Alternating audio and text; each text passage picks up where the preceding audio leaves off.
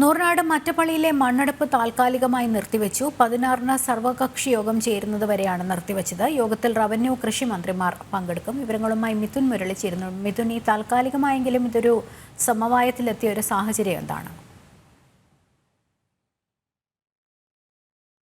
മിഥുൻ, കേൾക്കാമോ? ഈ മറ്റപ്പള്ളിയിലെ മണ്ണെടുപ്പ് താൽക്കാലികമായി നിർത്തിവെച്ചല്ലോ, ആ ഒരു സാഹചര്യം എന്താണ്? സർവകക്ഷി യോഗം വരെയാണിത് താൽക്കാലികമായി നിർത്തിവെച്ചതെന്ന് അറിയാൻ സാധിക്കുന്നല്ലോ.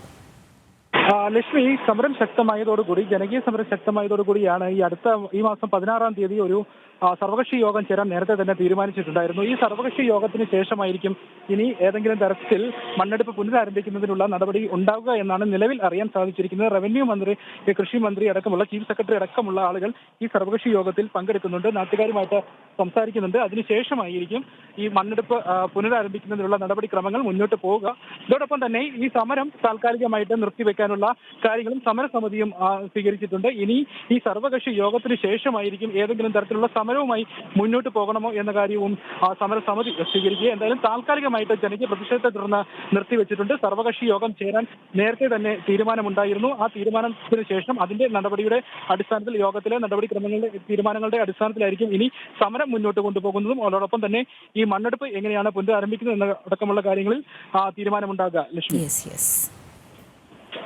മിഥുനാണ് വിവരങ്ങൾ നൽകിയത്.